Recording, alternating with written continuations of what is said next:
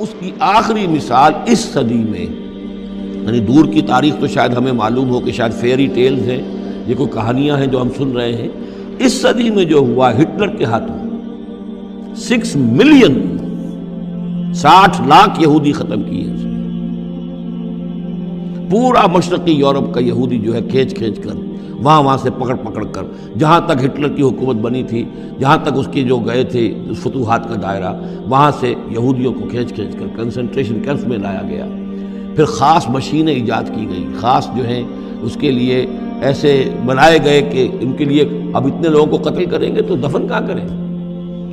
کیا کریں، how to dispose of the dead bodies. تو اسپیشل پلانٹ بنائے گئے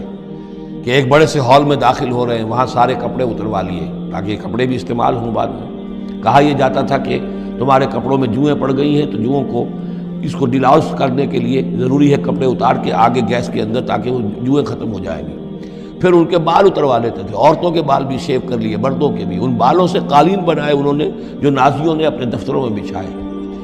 ہیومن ہیئر کے قالین۔ پھر ان کو لے جا کر ایک گیس چیمبر کے اندر کے سب مر گئے۔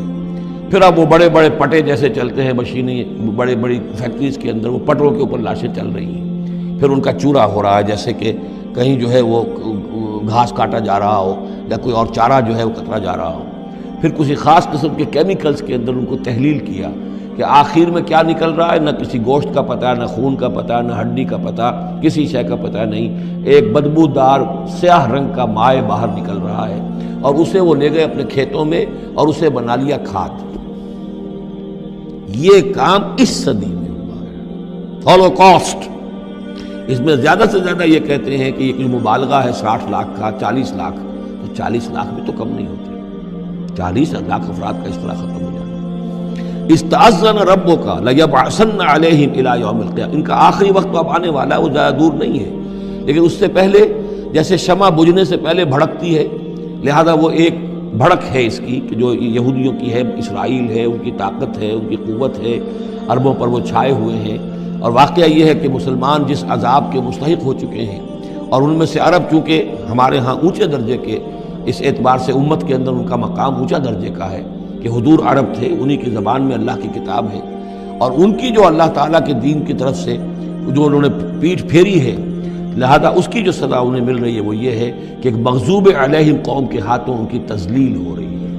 ان کے سامنے جھکنا پڑ رہا ہے۔ جن کے ساتھ کسی ایک کمرے میں کبھی بیٹھتے نہیں تھے، اب ان کے ساتھ گفت و شنید جو ہے اور ان کے ساتھ بغل گیر ہونے کی نوبت جو ہے وہ آئی ہے۔ اور ابھی جو کچھ ہونا ہے وہ خیر دوسری بات ہے، میں اس میں نہیں جانا چاہتا، وہ آخری وقت بھی آئے گا،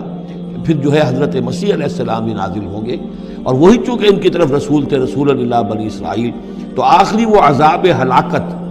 کہ جو باقی 6 قوموں کا تو آ چکا، حضرت نوح علیہ السلام، حضرت نوح کے سامنے بیٹا جو ہے وہ غرق ہوا کہ نہیں ہوا، حضرت ہود، حضرت صالح، ان سب کے سامنے جو ہے ان کی قومیں ہلاک ہوئیں، تو اب حضرت مسیح کو اٹھا لیا گیا تھا، وہی آئیں گے اور انہی کے ہاتھوں یہ اپنے کیفر کردار کو پہنچیں گے اور ان کا ایک ایک بچہ ختم ہوگا، لیکن اس سے پہلے